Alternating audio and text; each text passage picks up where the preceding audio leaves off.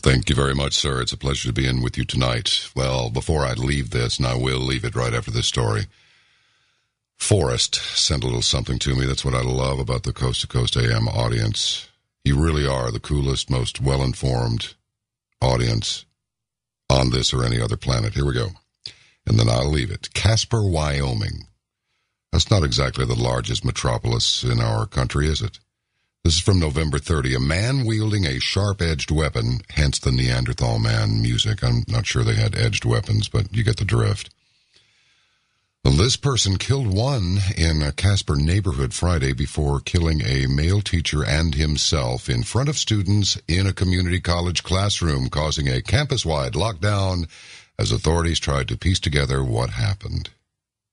So you see, in this case, firearms had absolutely nothing to do with it. So would everybody please just get off of it? Because believe me, it's a lot easier to have your civilization overthrown if you're unarmed. And as the old bumper sticker says, politicians prefer unarmed peasants. Can't wait. Absolutely cannot wait and will not wait to get into our discussion tonight.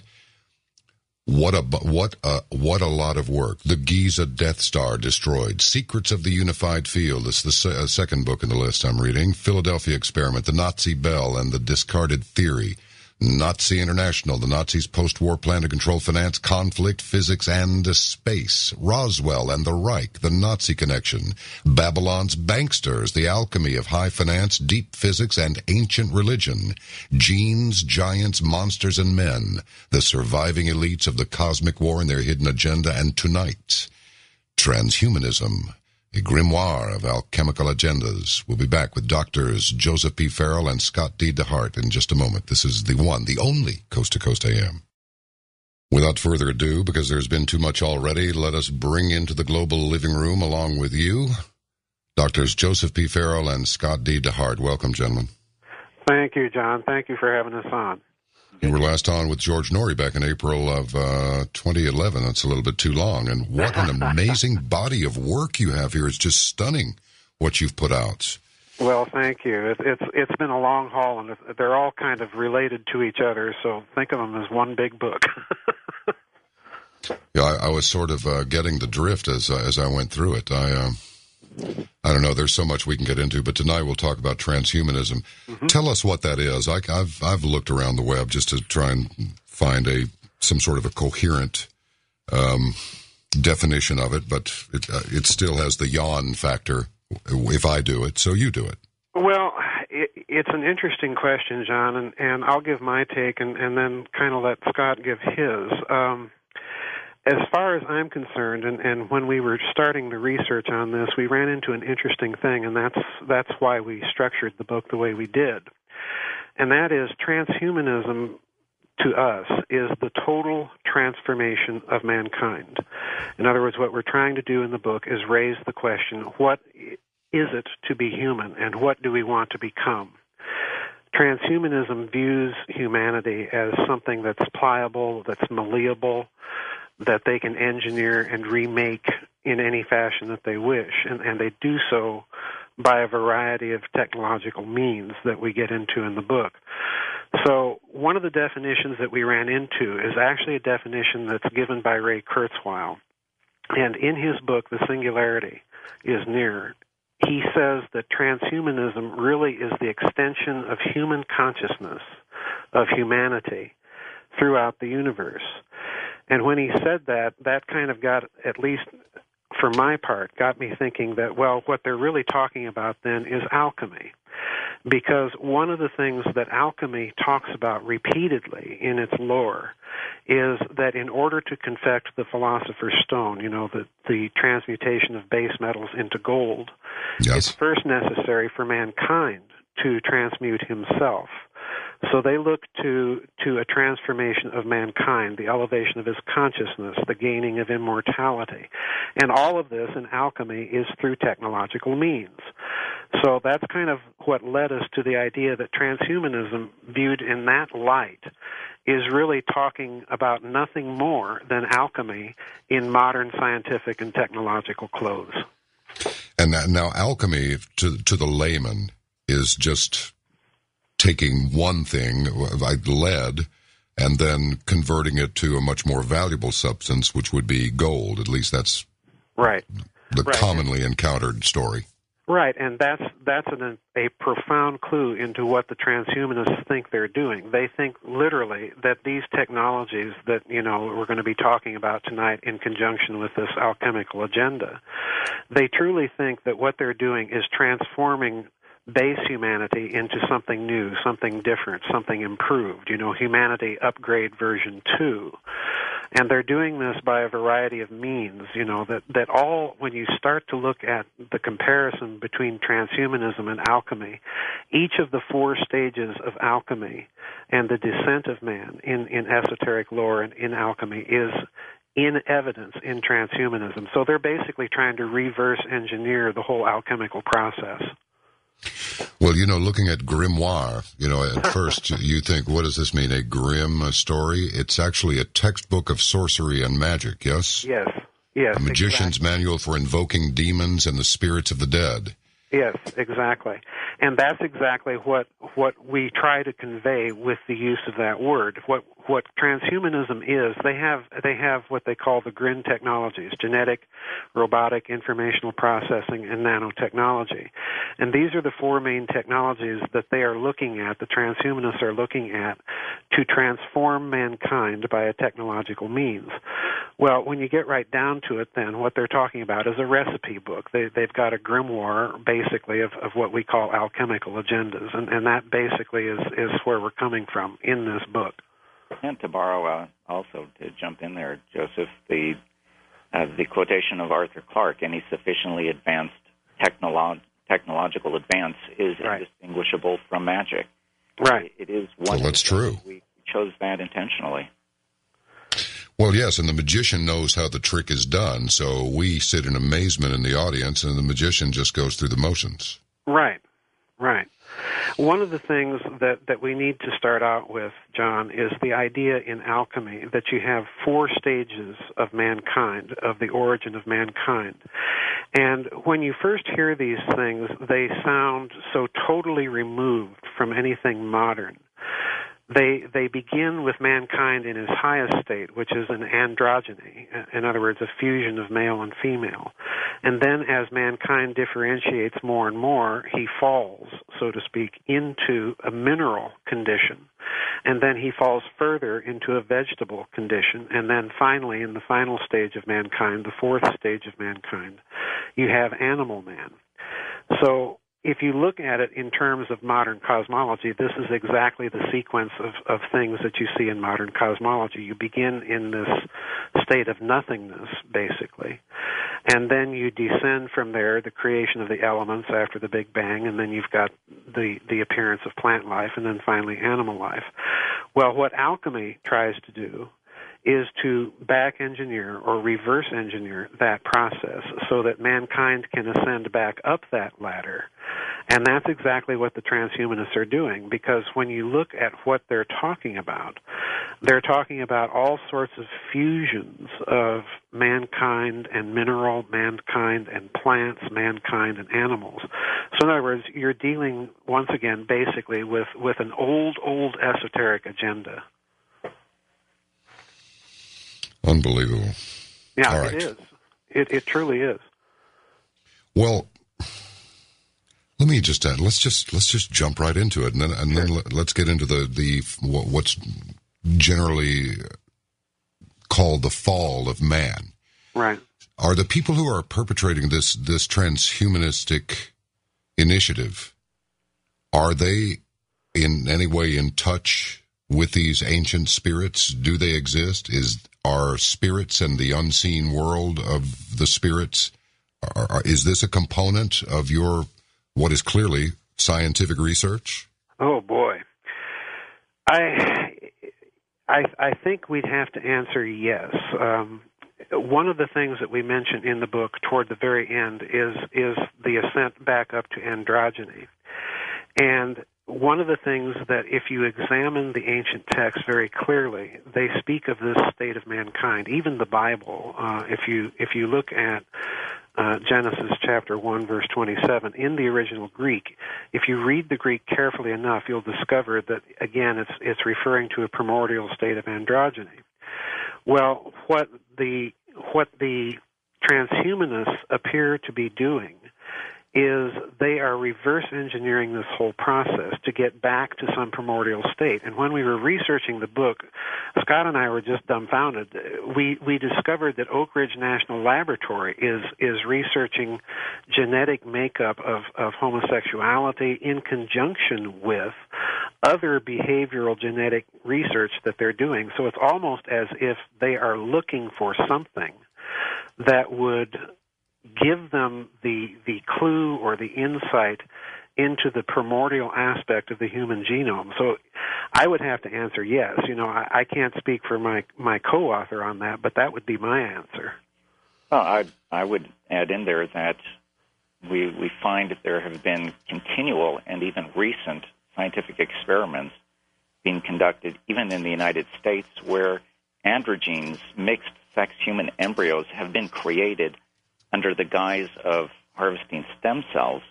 However, the fact that the experiments are aiming at a particular form of a human or something that is human-like reaches not only into the question as to what is it specifically about that type of being, but you tie it back into the alchemistic agenda in the Middle Ages and tie it back further into the ancient ideas that are taught in cultures and in various religions, and it begins to seem like a seamless, threaded fabric that every culture, philosophy, religion, and those who would seek to control it are keen on recovering. And that was a very important issue for us. This is very interesting. Now, I'm just a little confused, and in this way. Does transhumanism involve the spiritual and alteration of our physical and otherwise natural selves? Absolutely. Oh, yeah. Absolutely.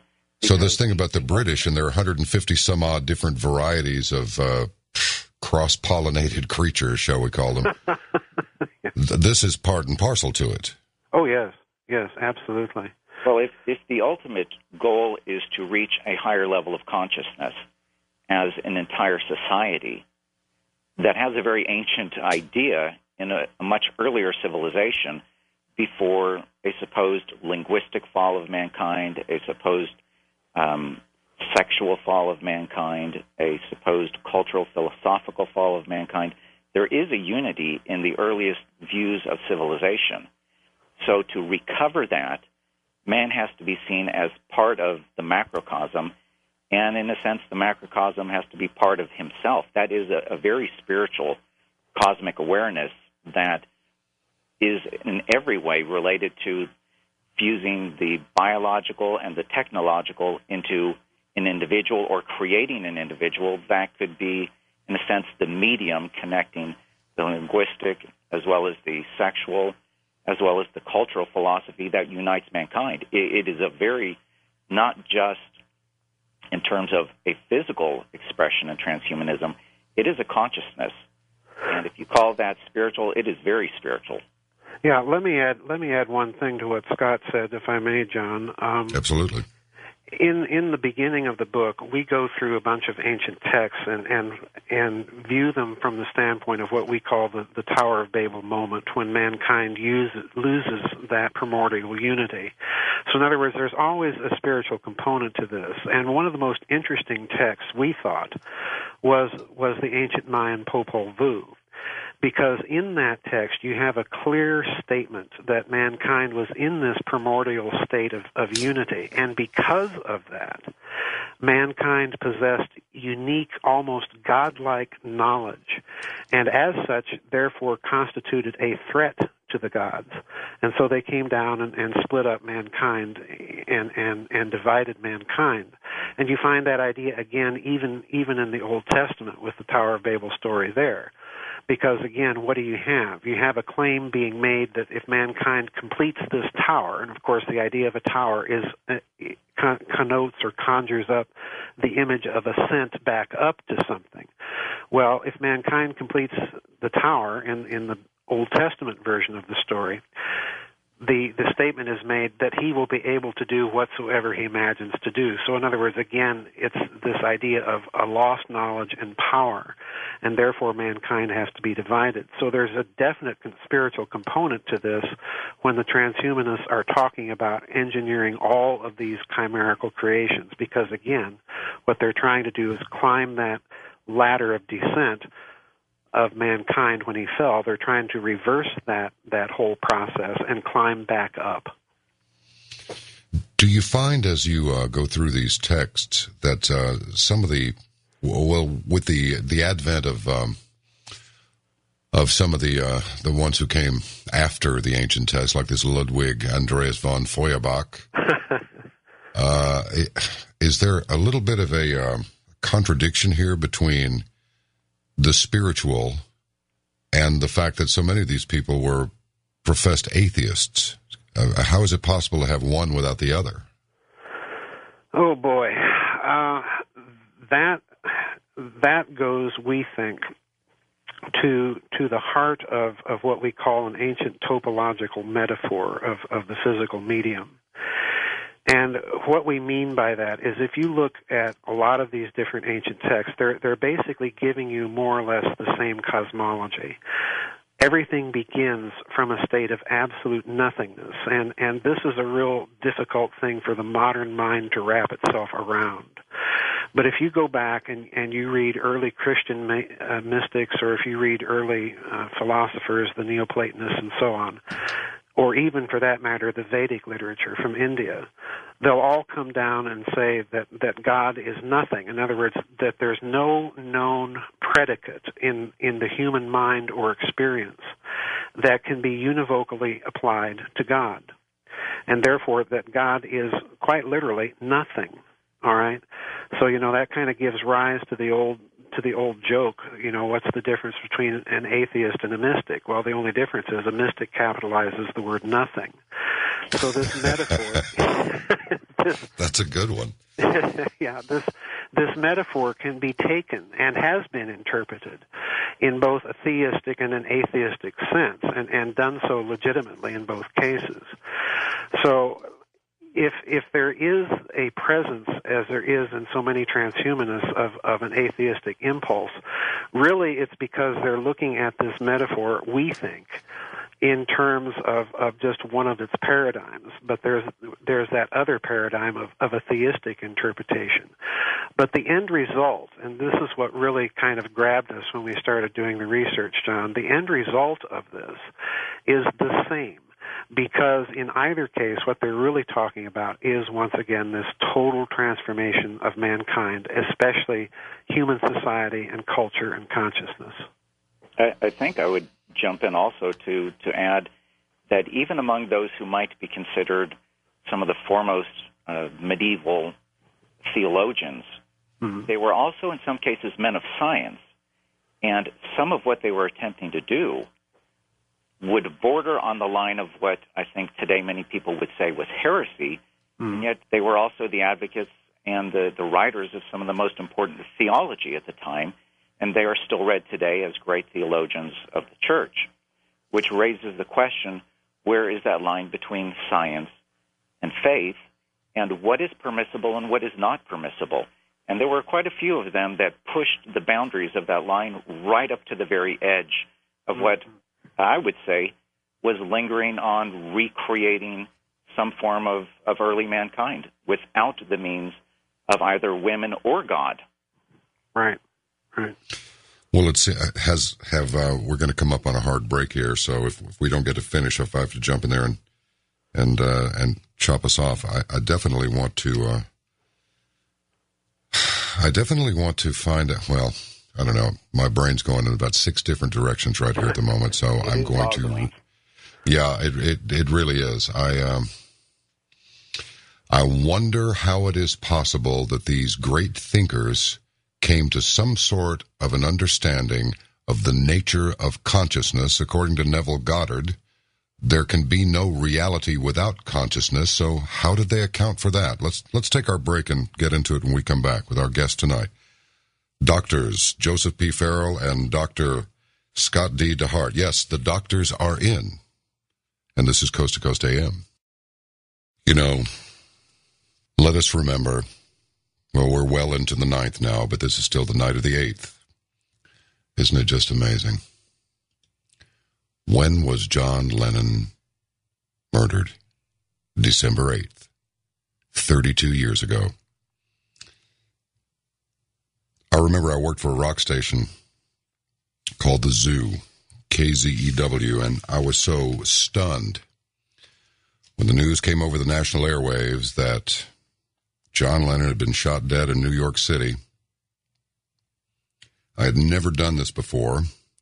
I was sitting next door at a friend's house, and I just felt compelled to grab I don't know.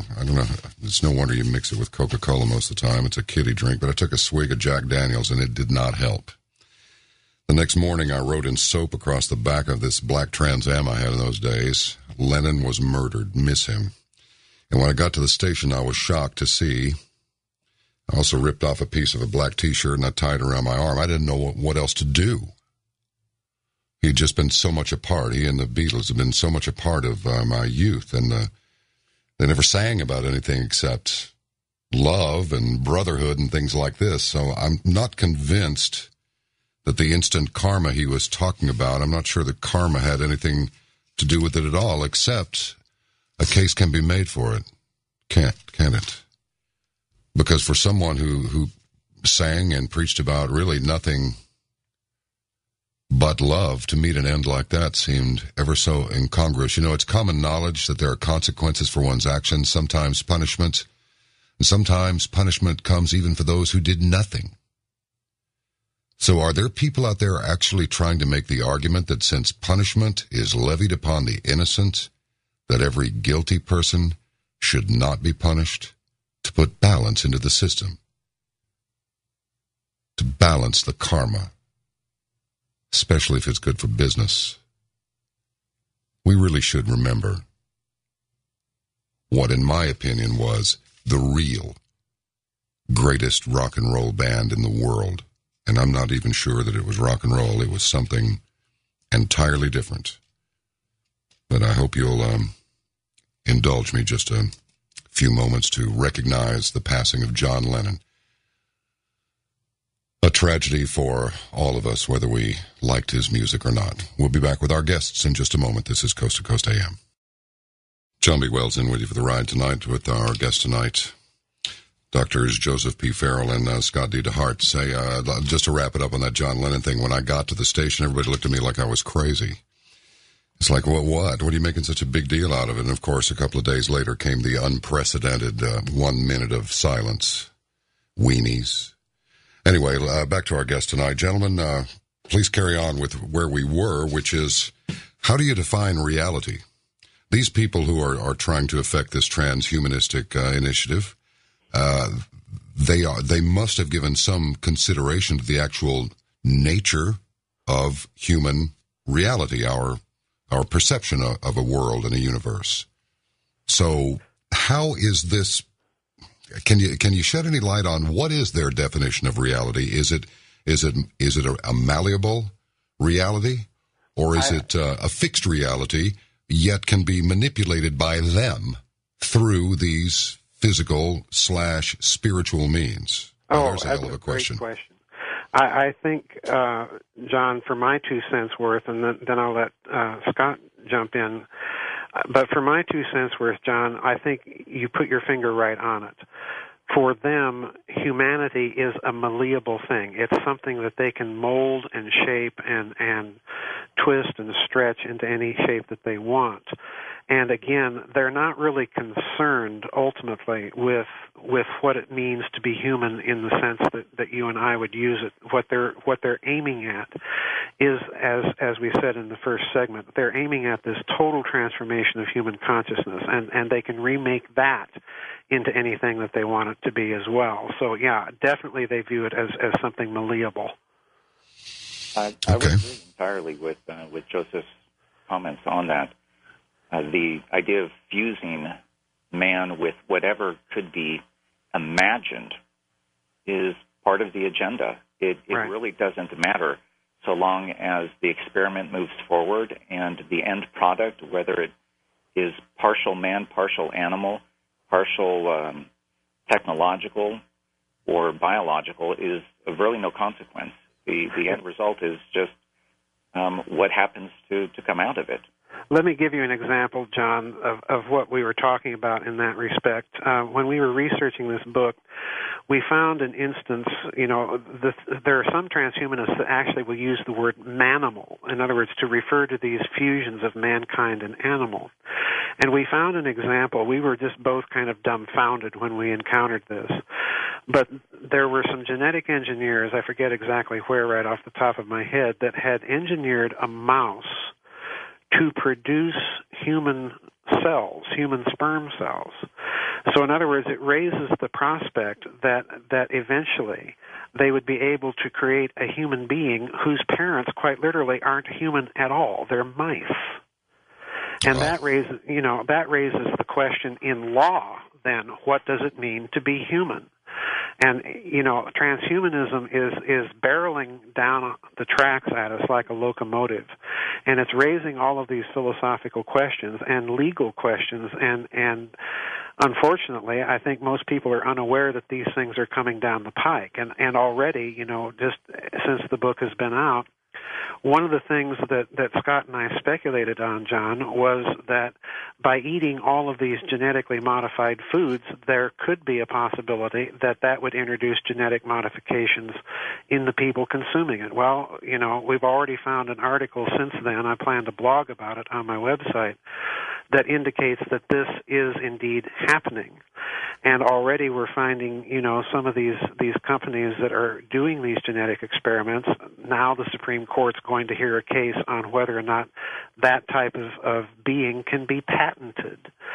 So in other words, this is racing down the tracks at us in any number of directions, not just technologically, but culturally and in terms of our law. Oh boy. Yeah. Well, I'll tell you what. Let's drink from this cup for a moment. Now, you'd have to embrace the existence, the belief in the existence of UFOs and ETs and so forth. Is there anything in your research that suggests that ETs are a component in this? Are they assisting the humans? Oh boy. In my own body of research, I wrote a book called Genes, Giants, Monsters, and Men that you referred to at the beginning of the show. Yes. And if you look at some of those ancient texts that we discuss kind of in a roundabout way in the Transhumanism book, but in that other book more particularly, you do find the idea that mankind was somehow engineered into existence, that we are ourselves already chimerical creatures of a sort.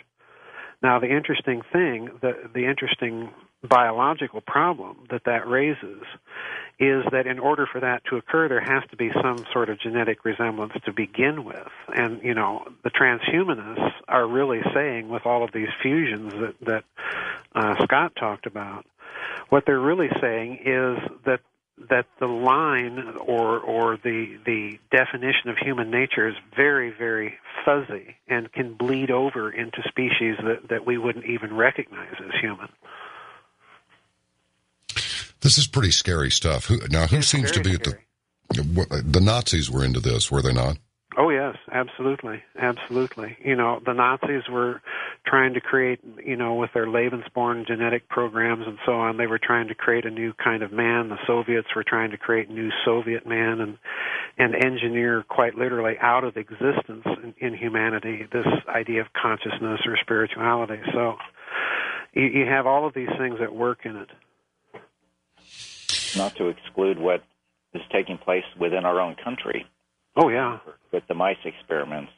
Yeah, the Mayo exactly. Clinic with the sheep and the pigs with human blood. This is a worldwide phenomenon now. Yeah. Yeah. There are a lot of phenomena that seem to be occurring all at once, as if... I don't know if there's anything, this 2012 thing, I'm suspicious of all these sorts of declarations, but it doesn't escape my notice that according to statistics, and as we know, Mark Twain said, there are lies, damn lies, and statistics, but it appears that suicide is now at the top of the list as far as injury-induced causes of death. Well, it's interesting, John, that you mention the 2012 thing, because one thing that we encountered in this whole transhumanist research that we were doing is the almost apocalyptic outlook that you have among some transhumanists. They all are future-oriented. They're all saying, in other words, that all of these technological gimmicks that we're now able to perform are bringing a new world into existence, and it's really the end game, so to speak. It's the final transformation of humanity for many of these people, and for many of them, they even talk about circumventing or going around or short-circuiting the process of evolution and taking the whole thing into our own hands. Well, once you've said that, then we get into three different scenarios in the book. The heaven scenario, that all of this is going to bring about some sort of glorious utopia, a golden age. And then you have the hell scenario, that this is going to so completely obliterate humanity as we know it that, it will be quite literally a living hell for humans of the normal variety. And then there's a kind of a middle-of-the-ground scenario that some people call the prevail scenario, that we're going to somehow muddle through this and reject some aspects of this. But any way you slice it, John, you're absolutely right. You're dealing with an apocalyptic viewpoint. And one which has been repeated throughout, it seems, the story or the myth of human history. Civilizations that were very advanced and disappeared. Civilizations that rose again and disappeared.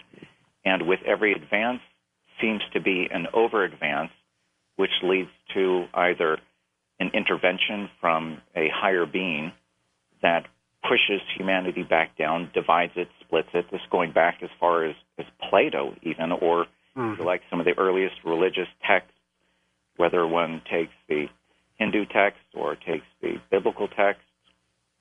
The recurring theme of a civilization which has reached beyond what it should somehow strikes the anger or the threat of the divine being, which strikes it, splits it, divides it, conquers it, and puts it back into a place where either everything must begin again from anew, or be rebuilt from a very low level, recover the technologies of the past, recover the knowledge of the past, kind of a Ayn Rand anthem moment of reawakening to learning and reachieving what man is capable of, and every time it seems to go around and around.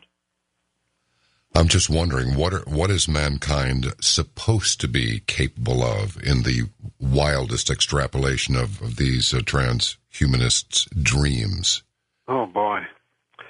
Again, I think it goes back to something that Ray Kurzweil mentioned in his book, John, and that is they're aiming to transform the universe in the image of man. That quite literally is what he's talking about when he says that these technologies are now making the idea of extending human consciousness and putting the human stamp on the entire universe. That's literally what they mean. So in other words, in a certain sense, they're violating that old dividing line between man and God. They literally are viewing themselves with godlike powers. And therefore, it would follow that they would perhaps attempt to expand human consciousness beyond this mortal coil of a body. Right, exactly. They talk, they talk about computer chips and downloading a person's entire memory. They talk about nanotechnology that would be capable of repairing the body as it goes. And I'll tell you, John, the most interesting thing, at least for me, in researching all of this, we go back to alchemy. Alchemy taught that the philosopher's stone, in some of its incarnations or manifestations, was a literal elixir of life. It was kind of a universal vaccine.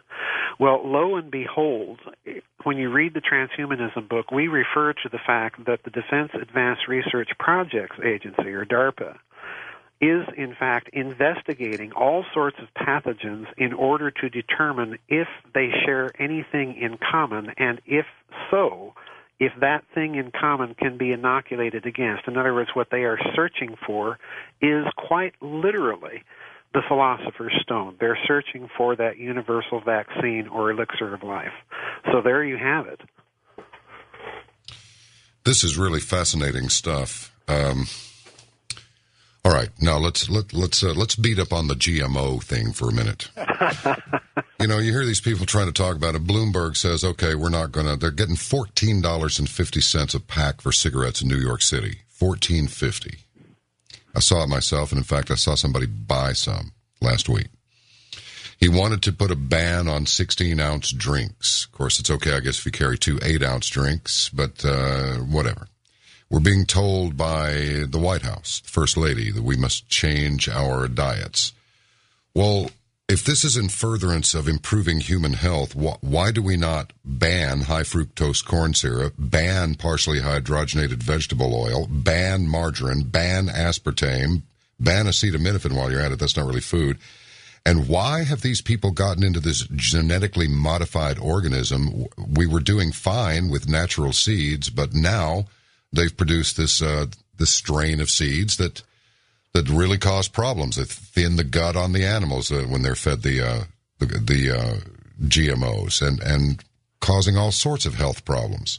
And then I just heard that Bill Gates has invested in Monsanto. Mm-hmm. I mean, what is this?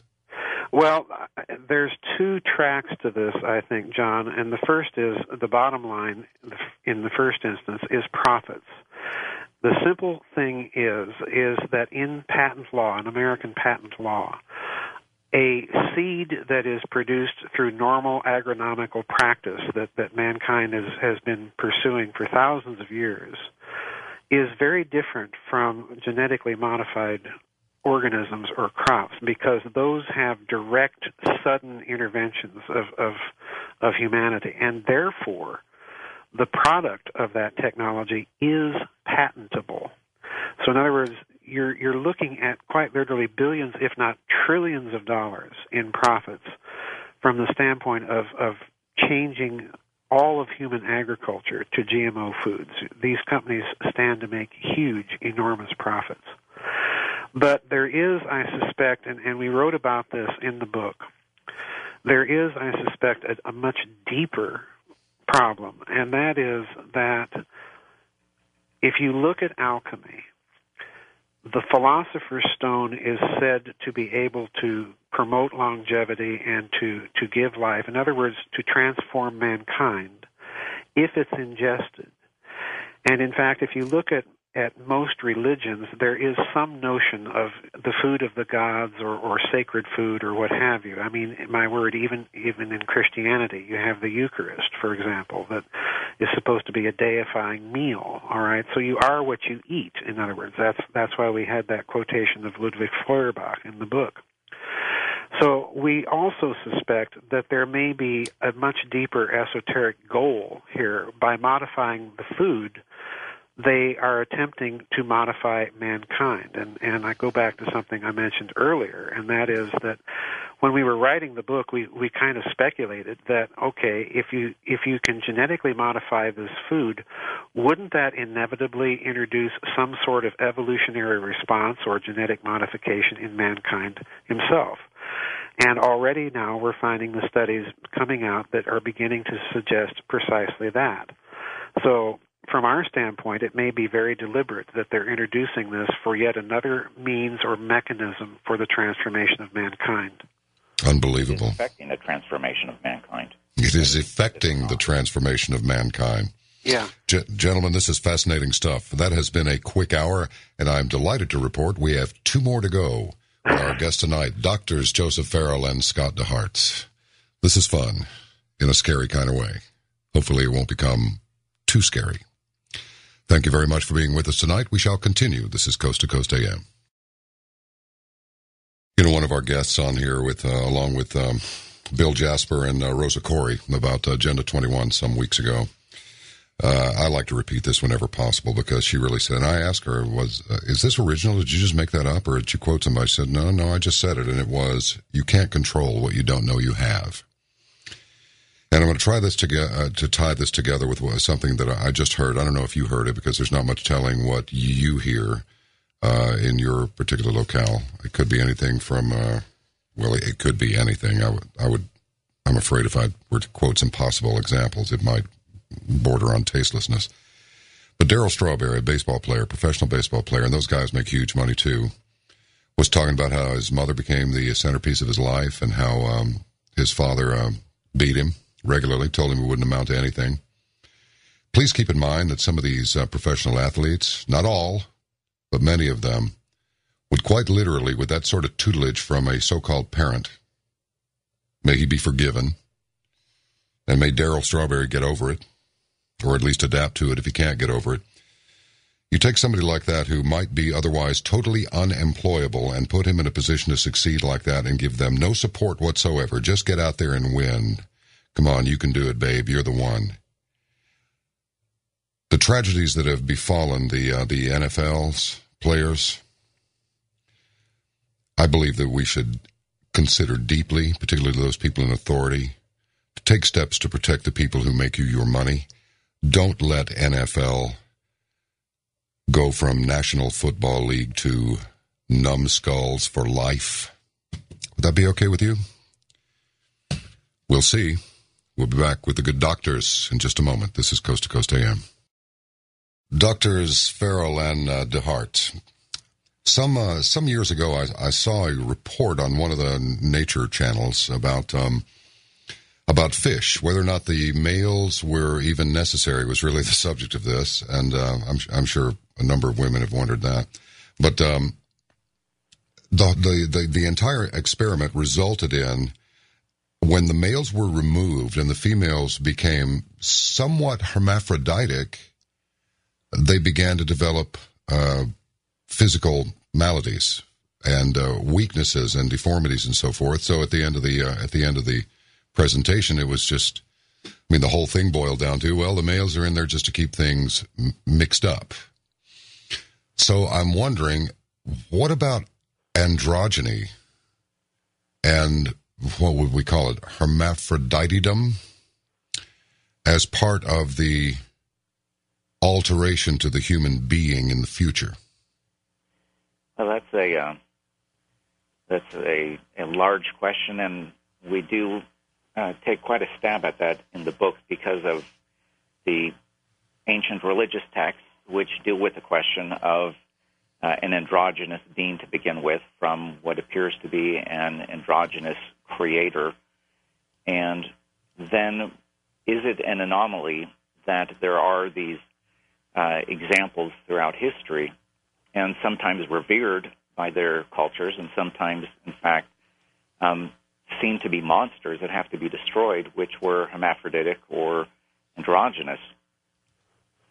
And the most recent studies, and those that really started coming to the forefront in the 19th century, particularly in Britain, began to arrive at the conclusion that hermaphroditism is a thing of degrees, that all persons, to a degree, because of the embryonic androgyny or hermaphroditism, to the present day, there is a unifying element that then divides. So it's not all that surprising to us, given the ancient stories, civilizations, religions, and views of the creator or divine being or initial first cause of things, that it then would result in a creation which begins in the same way and for some reason has fallen from that original state. So in transhumanism, is there a goal to reverse that and get back to such a being? And we found, surprisingly, that yes, not only is it philosophically of interest, but it's taking place in the laboratories. And one has to wonder if the ancient civilizations, religions, views of God saw this as an elevated human form, then why would it not surprise us that today they're trying to reverse engineer that, get back to it, and perhaps employ such a being for a higher purpose, if not move everybody at some point in that direction. That was a very frightening prospect to us. So let me add one thing there, if I may, John, too. This is another example, we think, of the hidden alchemical agenda at work, because, as Scott said, they are trying to do these things in the laboratory. Well, it's interesting, when you read alchemical texts, one of the great works that they speak of is the ability to create a homunculus, in other words, a human being, without the aid of either a male or a female parent. In other words, you're literally creating a test tube baby, and this is what they're, again, trying to do. So, in addition to creating all of these fusions with mice and pigs with human blood and so on and so forth, they're also trying to create life, quite literally, in a flask, just as the alchemist did. So, in other words, again, we have yet another specific detail where something is referred to in ancient texts, and they're doing it today. And I'm in total agreement with Scott, too. I think it's because these things are viewed in some texts as a higher being, and they want to get back to that. And as a higher being, they either may be very useful and could be employed in a much higher service or the starting of something such as a new race, or they could be seen as a great threat if not controlled. So it's not only of interest to Joseph and myself as those who've studied theology and philosophy and history, but also it's of great interest to people in science what this would really mean. And it is a frightening thing, because the bottom line is we're faced with the possibility of some very heavy legal questions as to what does it mean to be human. And it's not just animals.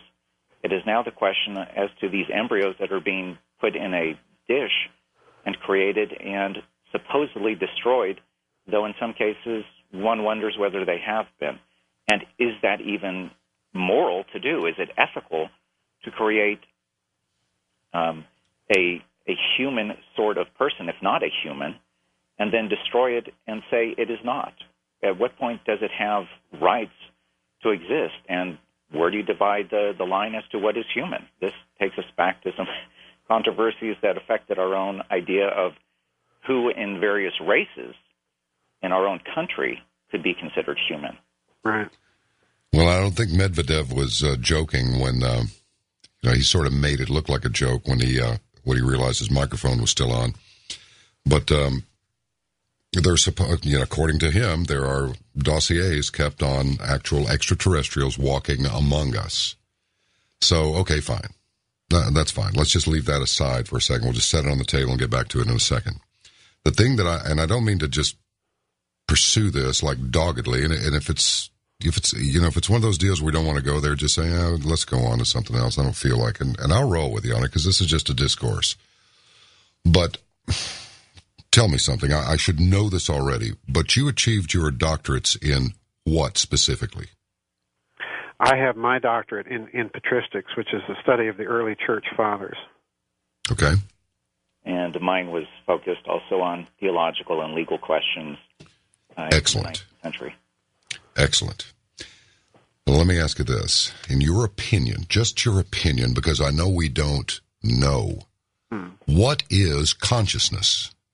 And that whole Ayn Rand thing, the axiomatic definition of consciousness, one of the listeners out there, a guy named Dan, is he's taking exception that I have allowed you to deny her axiomatic definition of consciousness, which is basically just there are some components of our existence that are not going to be analyzed.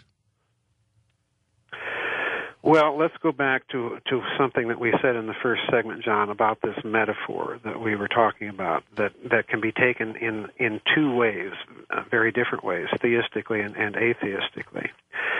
If you look at the same metaphor from the standpoint of consciousness, what you would discover in a lot of these ancient philosophers is that they don't really define it because they recognize that the individual human person ultimately is so absolutely unique and without analogy.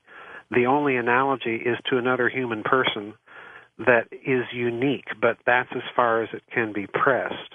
So in other words, they don't even really attempt to define it. What they would say would be something to the effect that consciousness is the sum total of all of our thoughts, feelings, memories, emotions, and so on, and more. In other words, they would make a distinction between the person and the soul.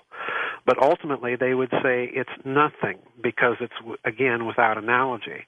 And that's why in these ancient views you find mankind linked so directly with the gods or with God because, again, that's how they referred to God.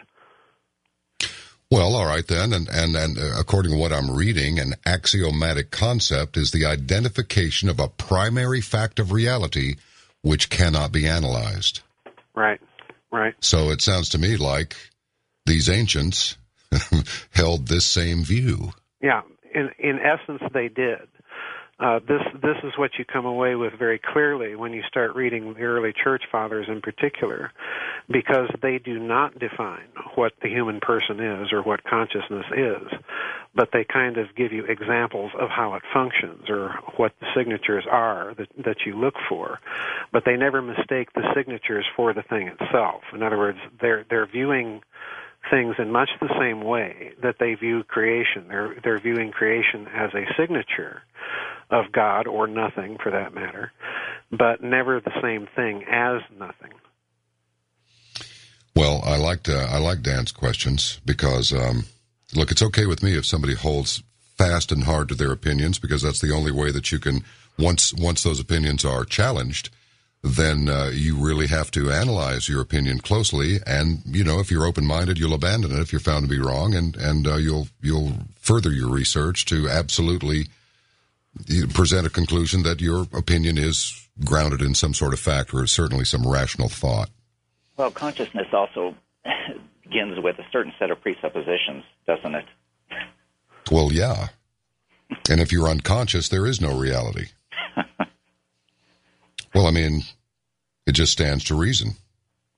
Yeah, we have, the other thing that we need to note is what we're trying to do in this book is raise the question about all of these things in conjunction with law. Well, it's interesting that our system of law does recognize the difference between consciousness and unconsciousness and does not define the person as the content of consciousness. It's still murder if you go and bludgeon someone with a baseball bat in a hospital bed that's in a coma. They may not be conscious as we know it, but it's still considered murder in our jurisprudence. So they have this recognition, albeit it's something that's never spelled out or defined. But when you look back at this metaphor, the other thing that we need to remember here is because they're looking at consciousness axiomatically, they're also looking at the physical medium itself in the same way. This is why you find so many versions of ancient texts that talk of the universe, the physical universe itself, as having some form of consciousness. So again, you have kind of this bleed over, so to speak, between God and then the physical medium from which everything is created, and then consciousness itself. They're all viewed in more or less the same way.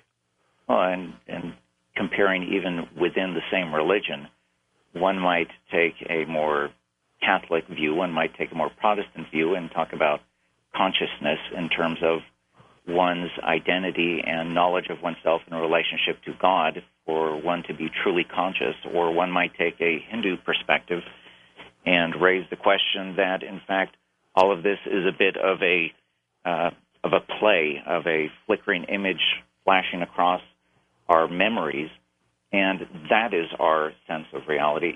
It really is filled with so many presuppositions that this is, I think, one reason why the focus of the book was not so much on answering that level of a question from a position of René Descartes or somebody else, but rather addressing the question from where we stand in relationship to history, ancient texts, and modern science, as in relationship to what was coming out of alchemy in the Middle Ages, and trying to make some connections and bridging it forwards and backwards, specific to the subject of the transhumanistic movement.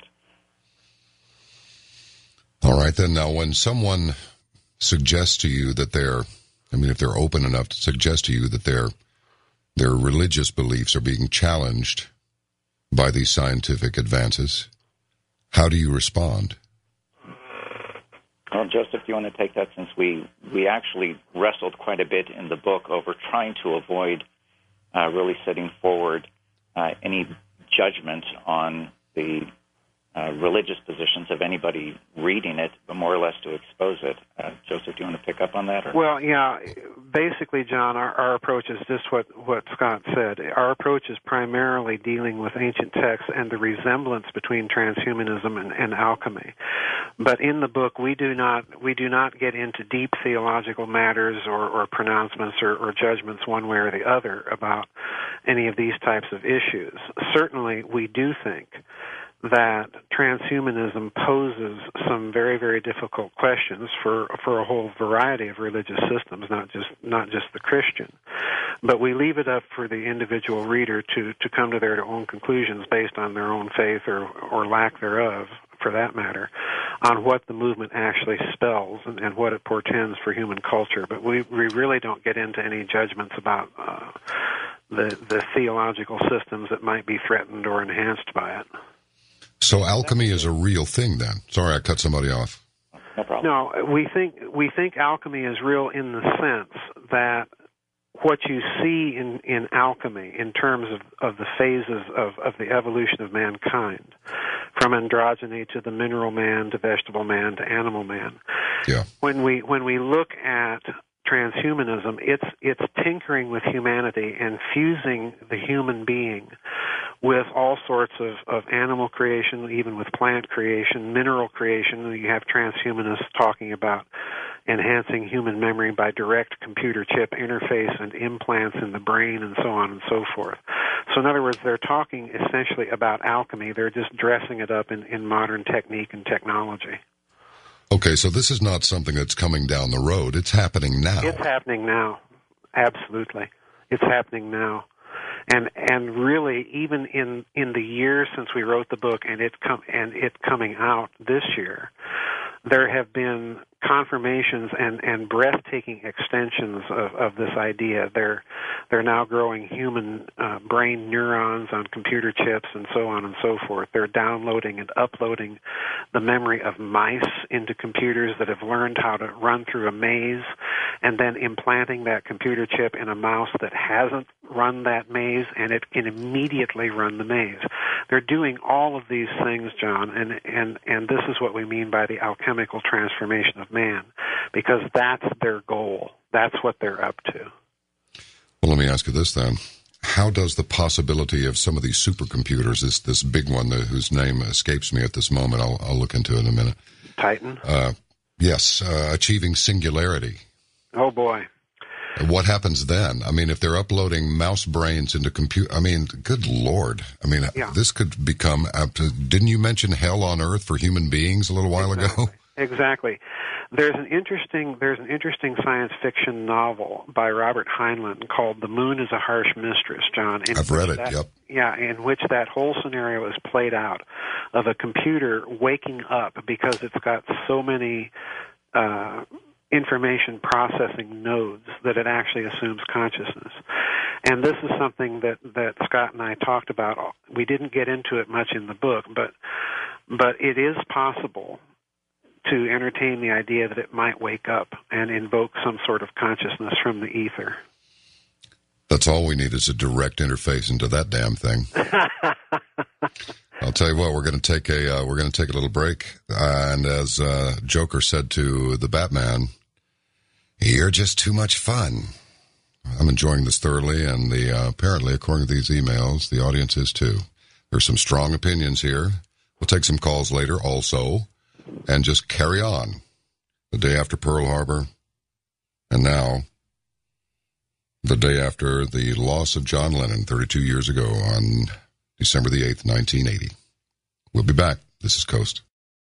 Wouldn't it be nice to be just simple humans, stepping on squishy stuff in the yard that was unexpected, but getting over it in a few seconds and going on with the whole natural experience? Well, the human experience is becoming ever increasingly more unnatural. As I mentioned earlier, even with our little phones, everything that we do is incidental to communicating on this. These computers and things were supposed to help us accomplish ever so much more. Wonder what we can accomplish if we're permanently linked to one that has achieved singularity as transhumanism overtakes us and we're part snake, part wolf dog, part sheep. Let's hope not. We'll be back with the good doctors in just a moment. This is Coast to Coast AM. Doctors Farrell and DeHart, Frankenstein comes up every once in a while in your book and in this discussion. What's all this about Percy Shelley? I thought Frankenstein was written by Mary Shelley. Who's Percy? Well, that's the commonly accepted literary position on it. However, it is one that at least we challenge the authorship on for a number of reasons. Not the least of which is that the first edition came out anonymously, which has no obvious authorship attributed to it. But beyond that, it leads to some rather interesting questions, considering not only the anonymous authorship, which was a pattern of Percy Shelley. He preferred to write either anonymously or using pseudonyms or attributing the work to somebody else who was living, passing off his own hidden agendas to somebody else because his agenda was rather controversial, if not illegal. Really? So that raised some questions to begin with. Then a closer investigation into the original preface of the 1818 anonymous version in comparison with what later became, after his death, the next, and today perhaps the most standard edition, the 1831 edition. Mary then writes a preface, which is in fact not only different from the first one, but admits one of the great things that is often overlooked, which is he wrote the first preface, which was in the anonymous edition. And in the first preface, the person who wrote it, which we now know is Percy, recalls the process of the story quite differently than Mary did, with some actual facts, considering who was there at that event when it was being discussed, where the story originated, and more specifically, that the book was written more as an interaction with the science of the day, whereas in 1831, Mary approaches it after his death as something of a ghost story, a waking dream. Because of all the inconsistencies that are raised simply in the preface itself, one has to ask, why would a single author, if there was one, and if it were Mary, confuse her own facts about how the story came about, the history behind the story, the people present during the idea and writing of the story, and then make some subtle changes, or perhaps not so subtle, changes into the text. But the overwhelming evidence of the story itself comes from the background of somebody deeply involved in science. This is clearly an indication of Percy's background, not hers, considering who he studied with at Sion House and later at Eton, his interest in studying very important alchemists such as Paracelsus, Agrippa, Albertus Magnus, men who were actively involved in the idea of the homunculus, of creating these without women or God sort of beings. Added to that, the hidden agenda of atheism, the obvious anonymity, which was his own pattern. Added to that, the setting of the story in Ingolstadt, the home of the Illuminati, which was a deeply important idea to Percy Shelley, as he even carried the writings of Adam Weishaupt, the founder of the Bavarian Illuminati, with him wherever he went. So when you begin to accumulate the evidence of the science, the anonymity, the preface problems, the Illuminati, the atheism, it begins to read exactly like a fictional autobiography of Percy's own life. And even the most honest scholars will admit that if Mary had written it, and most, of course, assume she did, that she must have relied heavily on his background of science, to have written such a book. However, she herself says, I didn't owe any suggestion or feeling to my husband in the writing of this, which is either a complete, absolute lie, or her part in doing what he always had done before that, write very controversial material, hide his agenda within it in such a beautiful, covert way that most people, unless they were, as he calls it, in the know, because he was very Gnostic-oriented, that she was participating in his very hope to spread the agenda, pass it off as anonymous. The early reviews said, this is Percy's work, and he quickly at that point said, no, this was not me, this is Mary, and he passed it off to her as he did so often when he tried to write things. So there's a huge amount of evidence to at least raise the question, though we don't attempt to in any way demean the person or the writing or the contribution of Mary. It's not meant to really take aim at her as being somebody who took credit for something she didn't write, but rather was complicit in a conspiracy that he was commonly accustomed to do. Well, just to recapitulate then, what was his agenda? Very good question. His agenda was very much aligned to that of Adam Weishaupt, which was to overthrow governments, and he wrote against the king, to overthrow the establishment of religion, which he saw as also oppressive and tearing down those boundaries that separated the people who wanted a life of free thought. That was part of his agenda, was that kind of atheistic worldview. Secondly, to do it by means of a social revolution without violence, because he was not a promoter of violence. On top of that, there was also a sense that what he wanted to do was to rewire how people saw humanity and to work more towards an accepting liberal point of view rather than one which was very exclusive and pushed out, as he was himself, from the University of Oxford for holding the position of being an atheist. This is a strange crew. What I'm seeing is it true Mary Shelley, when she died in 1851, her husband's heart was found amongst her belongings? This is, yes, one of the common ideas that is passed along. Okay. Tell you what, curiouser and curiouser.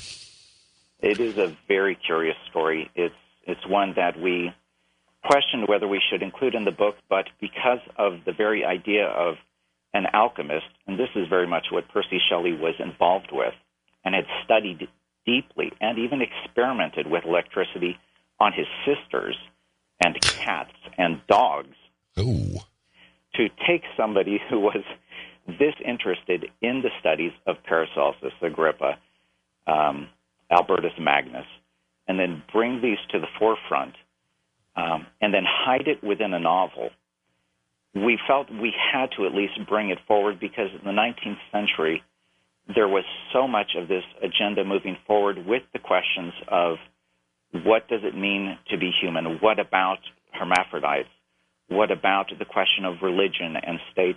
This was such a revolutionary time period of considering all of these questions of authority that it fed very nicely into the idea of the book, which was to not just examine one thing in transhumanism, a grimoire, but rather to examine several different facets of it, ancient religious texts, ancient philosophy, science, alchemy, literature, and where is this all going, and is there a bridge connecting all of it?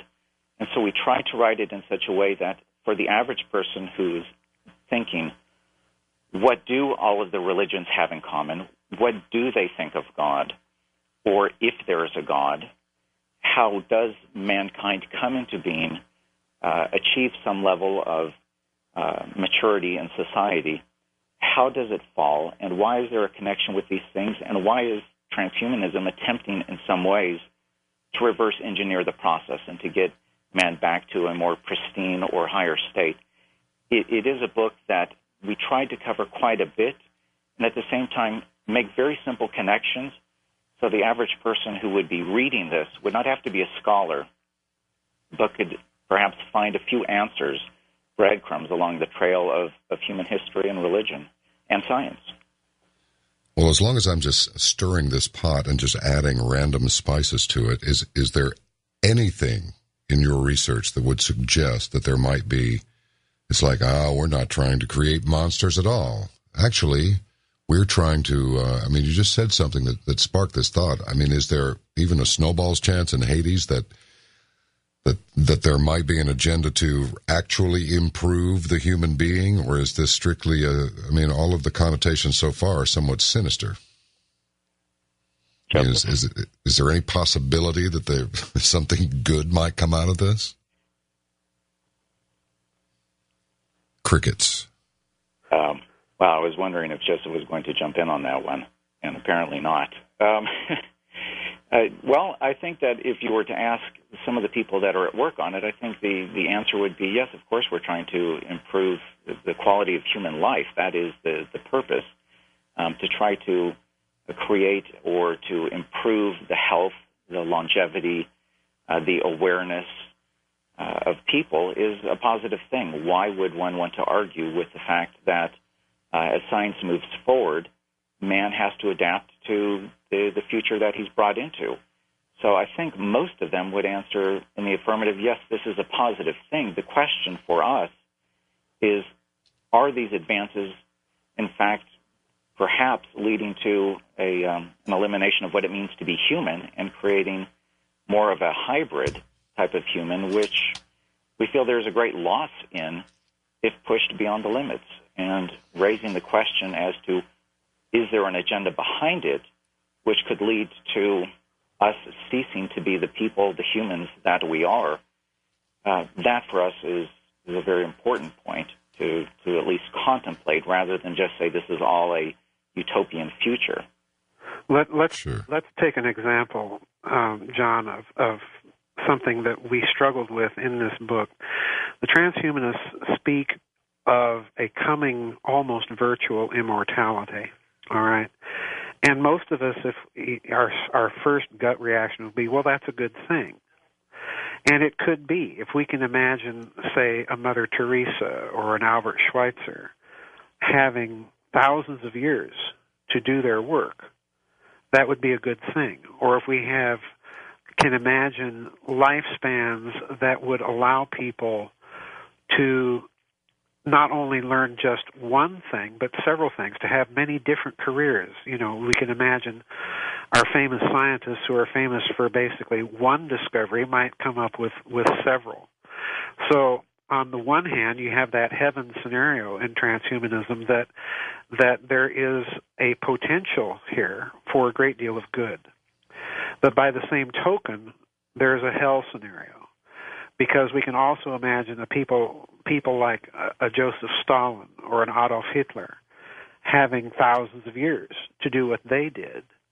Or we can even imagine a case that so many people have pointed out, that human progress and knowledge seems to be somehow linked very definitely to our mortality.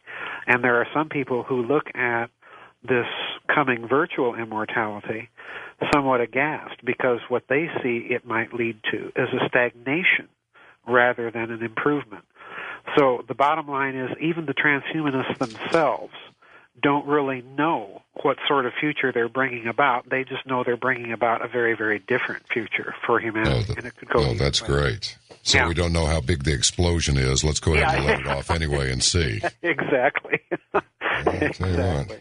I don't know. It worked with the A-bomb, but I'm wondering how many more times are we going to get lucky with this? You know, as long as we're talking about... That's another show. You know, as long as we're talking about these wonderful authors, what about Oscar Wilde's Picture of Dorian Gray? Now, there's some obtuse thinking. Well, the same questions arose for Joseph and I when it came to the background of Oscar Wilde and the Picture of Dorian Gray, simply because, again, we were dealing with not just a book, but with a man who was very interested in philosophy, as well as one who didn't mind whatsoever sliding in some very alchemical themes to the story, the ideas of spiritualizing man and creating a higher society. That Dorian Gray was the consummation for which the whole human history was moving towards, that he, in fact, was perhaps reliving through himself the lives and lives of generations before him, moving towards the highest perfect human form, which, curiously, is also, to borrow the ideas of Giordano Bruno, who is quoted, or mentioned, I should say, in the story. And Bruno, among other things, was condemned for proclaiming ideas of not only multiple worlds or universes, but multiple lives that the soul is moving back through and moving towards at a higher level.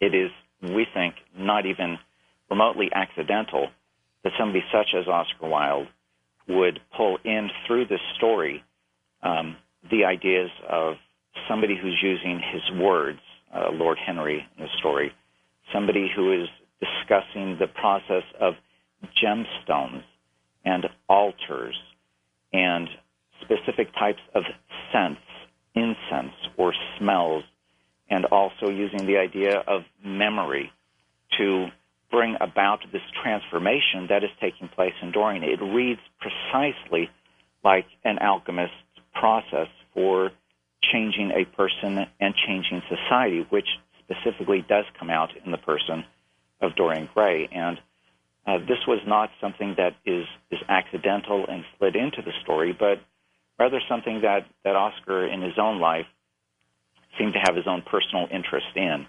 And we look at the book and even his own commentaries when the book was being first published, where he almost gives a commentary about it in his work, The Critic as Artist, and says, I'm too conscious of the fact that we're born in an age when only the dull are treated seriously, but he says he lives in terror of not being misunderstood. And part of that sense of not being misunderstood deals with his views of aesthetics, of catharsis, of change, and moving towards a higher, more beautiful, and in some sort of fashion with Plato, a unity among all people and within humanity, which is accidentally being achieved through this empty soul, an empty object where a conjugation or incantations take place and a transfiguration happens. And this within the context of gemstones and altars and vestments and incense. It was all a bit too much to ignore when dealing with 19th century issues and people who were writing very alchemically oriented novels. You know, I'm thinking, going back to what you said earlier, if mouse brains can be uploaded, then theoretically memory could be downloaded into a new cloned body. Mm-hmm. I'm thinking perhaps that way madness lies. I mean, how much experience and memory can the human being really handle? Let's take our break and come back with the good doctors. I'm enjoying this just, well, a lot, and certainly hope that you are too. Joseph Farrell and Scott DeHart on Coast to Coast AM.